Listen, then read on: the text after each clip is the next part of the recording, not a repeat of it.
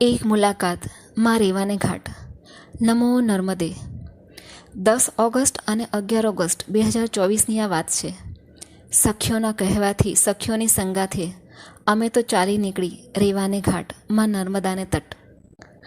જગ્યા હતી જંકેશ્વર મહાદેવ, તાવરિયાજીનો આશ્રમ, ઝાંઝળ ગામ, ડભોઈ તાલુકો, વડોદરા જિલ્લો, ગુજરાત, જ્યાં સુંદર મજાનો નર્મદાનો એક કિનારો. અમારા સૌના પ્રવાસની 2-4 ખાસ વાત હતી જેમણે મને આ વિડીયો બનાવવા માટે પ્રેરિત કરી, જેનો સૌ પ્રથમ શ્રેય હું આ પ્રવાસને ઓર્ગેનાઇઝ કરનારી 2 સ્ત્રી શક્તિને આપીશ, યશાબેન અને હીરબેન, જેમણે ખૂબ જ અનોખું સંગમ રચી નાખ્યું. આયોજકો વિશે થોડું વિસ્તારમાં કહું તો તેઓ પ્રી સ્કૂલ ચલાવે છે. લાસ્ટ યર જ તેઓને ચિરીપાલ ગ્રુપના ઓનર તરફથી ઓલ ઓવર ઇન્ડિયામાંથી બેસ્ટ પ્રી સ્કૂલનો એવોર્ડ મળેલ હતો. અને કેમ ના હોય, બંને બહેનોની વિચારસરણી ખૂબ જ પોઝિટિવ અને મોટિવેશનલ છે. આ બંને બહેનોએ અમારા પ્રવાસને માં નર્મદાના કિનારે, માં રેવાના તટે ખબર નથી કેટલો મોટો સંગમ યોજી નાખ્યો. હું આને સામૂહિક સંગમ જ કહીશ. તમને આશ્ચર્ય થશે કે આ સામૂહિક સંગમ એટલે શું અને કેવી રીતે. તો મિત્રો, આ સંગમને યોજનારી શક્તિ એ 2 બહેનો એ સ્ત્રી શક્તિ. આ સમૂહ સંગમમાં ભાગ લેનારી તમામ બહેનો શક્તિઓ લગભગ 47 એ પણ સ્ત્રી તત્વ. આ સંગમનું સ્થળ માં નર્મદાનો કિનારો. માં નર્મદા એ પણ સ્ત્રી શક્તિ, સ્ત્રી તત્વ અને પ્રકૃતિનો ખોળો. કેટલી બધી શક્તિઓનો પારસ્પરિક સંગમ, એ પણ ખૂબ જ હર્ષો ઉલ્લાસ ભર્યો. આ ખૂબ જ નાની કહેવાય પણ મહત્વપૂર્ણ ઘટના હતી, જેમણે ખરેખર મારું દિલ ઓતપ્રોત કરી નાખ્યું. હવે આવીશું સૌથી મહત્ત્વની ઘટના, જે આ પૂરા પ્રવાસનું હાર્દ છે, કેન્દ્રબિંદુ છે અને મને આ વિડીયો બનાવવા માટે મજબૂર કરનારું એક મહત્ત્વનું કારણ પણ. આયોજકોએ બધી જ બહેનોને એક કોરું કાગળ આપ્યું અને પેન આપી અને કહ્યું કે તમે આમાં તમારા અંતર્મનની કંઈ પણ વાતો, ચિત્ર, કવિતા, કંઈ પણ, જે કંઈ પણ તમારી અંદર છુપાયેલું છે, જે કંઈ પણ તમારી ક્રિએટિવિટી છે, એને આ કાગળ પર આજે ઉતારી દો. મિત્રો, આપણે રોજ દર્પણ જોઈએ છીએ કે આપણે કેવા લાગીએ છીએ. બરોબર તો છે ને, મેકઅપ તો ઠીક છે ને, પણ ક્યારેય આપણે પોતાની અંદર પોતાને નિરખીને જોયા જ નથી. આપણે અરીસામાં આપણા ફક્ત બાહ્ય રૂપને જ જોઈએ છે. આ પ્રવાસના આયોજકોએ અમને કાગળના સ્વરૂપે એક અરીસો આપી દીધો અને કહેતા હોય જાણે જુઓ તમારા અંતર્મનનું સ્વરૂપ, વાતો, ક્રિએટિવિટી, અને ઉતારી દો એ છબી આ કાગળ ઉપર. અમને અમારા અંતર્મનની ઓરિજિનલ બ્યુટી, સુંદરતા જોવા માટેની એક તક હાથમાં આપી દીધી. અને આ તકને બધી જ બહેનોએ ખૂબ જ ઉત્સાહથી ઝડપી લીધી. કોઈએ સુંદર કવિતા લખી, કોઈએ સરસ મજાનું ચિત્ર દોર્યું, તો કોઈએ પોતાના મનની વાતો લખી જે કોઈને કહી ના શકતી હોય. બધી જ ખાટી મીઠી વાતો એ કાગળ ઉપર ઉતારી દીધી. આ બધામાં અમને ખૂબ જ સુંદર કવિતા મળી, જે લખી છે ડૉક્ટર અલ્પાબેન ભટ્ટે. આ વિડીયોના એન્ડમાં એ સુંદર મજાની કવિતા પણ છે. અલ્પાબેન ભટ્ટનો ખૂબ ખૂબ આભાર આ સુંદર મજાની કવિતા માટે, જેમણે આ પ્રવાસની ખુશીને બમણી કરી નાખી. મિત્રો, ખરેખર આ કોરો કાગળ અને પેન એક એવું ટાસ્ક હતું જે બધાને ખૂબ જ અંતર્મનથી સ્પર્શી ગયું. દરેકની પાસે પોતાને જ ધ્યાનથી જોવા માટેનો એક અરીસો અને સમય મળી ગયો. આ ખરેખર બધા માટે હૃદયસ્પર્શી ઇવેન્ટ હતી. બીજી ખાસ વાત એ હતી કે મનની સુંદરતાને જોવા માટે એમણે અરીસો આપ્યો હતો. એમ જ મનમાં પ્રકાશ માટે દીવો પણ આપ્યો હતો. રાત્રે દરેકે સમૂહમાં આરતીનો લાવો લીધો. આનો શ્રેય પણ આયોજકોને જ જાય છે, જેમણે દરેક માટે દીવડાની સગવડ કરી હતી.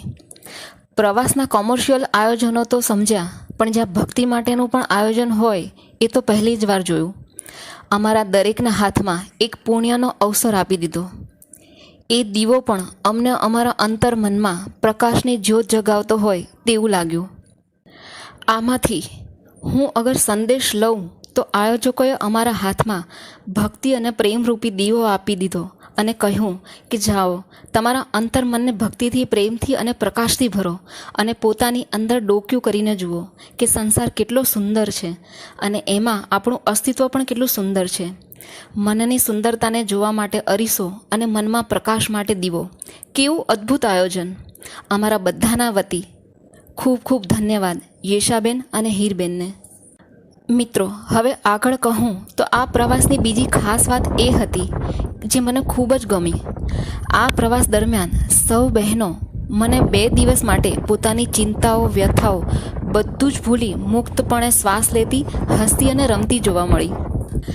એવી સરસ મજાની પળો સાથે વિતાવી, જેમાં જેને આવડતું હોય એ તો ખરા જ, પણ ન આવડતું હોય તેવી બહેનોએ પણ મન મૂકીને ડાન્સ કર્યો.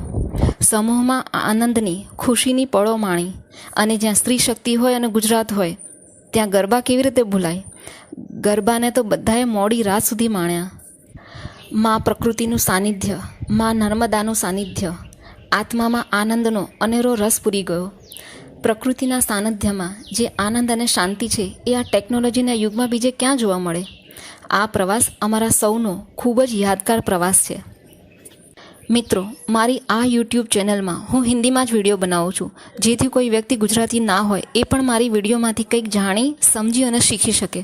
પણ પર્ટિક્યુલર આ વિડીયો ગુજરાતીમાં બનાવવાની મારી ખૂબ જ ઈચ્છા હતી. આશા છે તમને સૌને આ વિડીયો ખૂબ જ ગમ્યો હશે.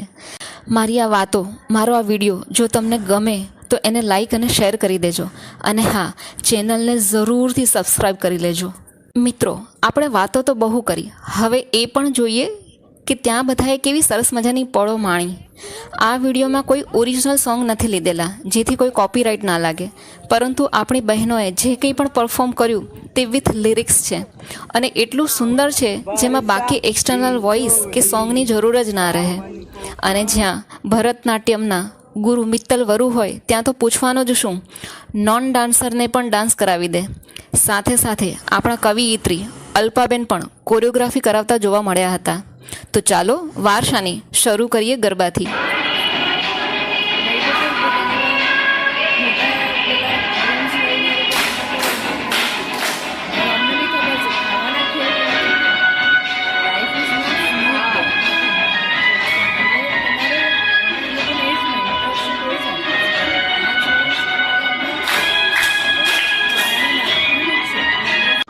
ફોર યુ રેવા. રેવા માં રેવા કહેવાય, પણ મારી માં છે તો એને હું તું કહીને પણ બોલાવીશ. તું ખળખળ વહે છે ત્યારે મને ગમે છે, તું શાંત રહે છે ત્યારે તું મને ગમે છે, તું બધાને દેનારી છે તે મને ગમે છે, તું કંઈક અલગ છે તે મને ગમે છે. આજે તારી પાસે આવી છું તો મને ગમે છે, તું મને મારાથી જોડે છે તો મને ગમે છે. તારી આસપાસની આ શાંતિ મને ગમે છે, તારી આ હવા અને આબોહવા મને ગમે છે. અહીં એક ઠહેરાવ છે અને સુકૂન છે જે મને ગમે છે. આજનો તારો અને બસ મારો વાર્તાલાપ મને ગમે છે. આજે હું બિઝી નથી તે મને ગમે છે, આજે તું છે તે મને ગમે છે. ખબર નથી કેમ આ કાઢીશ પળો, પણ તારી સાથે કાઢેલી હરેક પળ મને ગમે છે. બધી બહેનોનો સાથ મને ગમે છે અને તારો અહેસાસ મને ગમે છે. બસ તું મારી પાસે છે તે મને ગમે છે, બસ તું છે તો મને ગમે છે. આ વિશાળ વડલાનું ઝાડ મને ગમે છે, તારો અને પાંદડાનો સંવાદ મને ગમે છે. સામે એક પંખી વિશ્વાસથી ઉડતું જોવું મને ગમે છે. નદી અને નદીને બાજુનો કિનારાનો સંવાદ સાંભળવો મને ગમે છે. તું ખળખળ વહે છે તો મને ગમે છે, તું મને ગમે છે.